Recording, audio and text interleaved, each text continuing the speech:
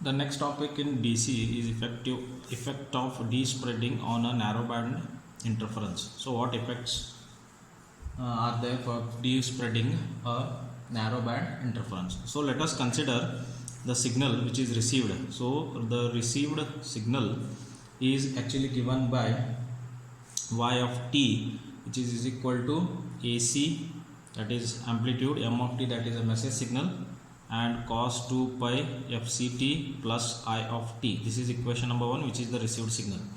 So I of t is actually the interference, okay, and m of t we have seen previously. M of t is always b of t multiplied by c of t at the transmitter side, where b of t is the message signal and the c of t is the carrier signal and m of t is the product. Okay, now coming to the this is whatever is received signal at the receiver. Now as we know, whenever this signal is received, what happens, at the receiver side it will be first demodulated by the same carrier. You can refer the receiver diagram. First in the receiver there will be a product which multiplies the c of t, locally generated c of t. So the de-spreading, so whatever y of t is the received signal will be multiplied with c of t. So it will become AC m of t c of t cos 2 pi fct plus I of t multiplied by c of t. This is equation number 2. Okay, now what happens here?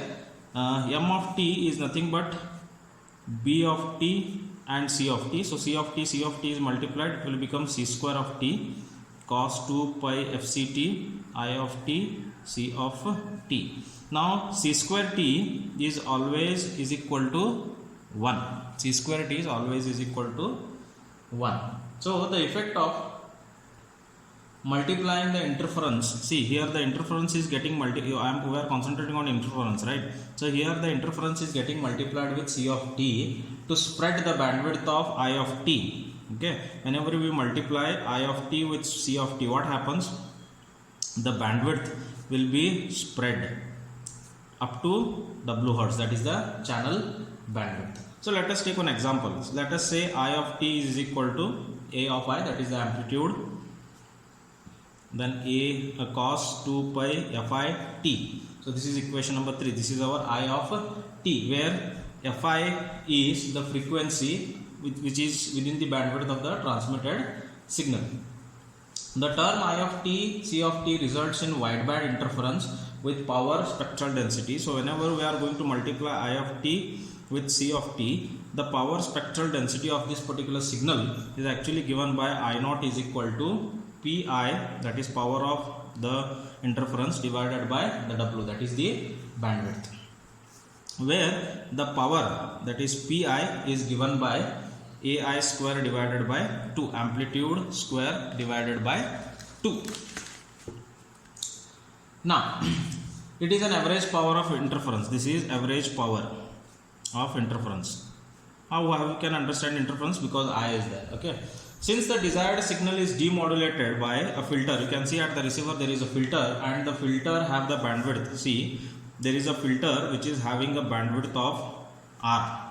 Okay, it is going to filter the whatever received signal is there after multiplying with c of t. So the total power is actually I naught into R, which is equal to I can be represented as pi by W, I naught. It is this I am going to put here, multiplied by R. If I take R down, then it will be W by R. W is nothing but the bandwidth.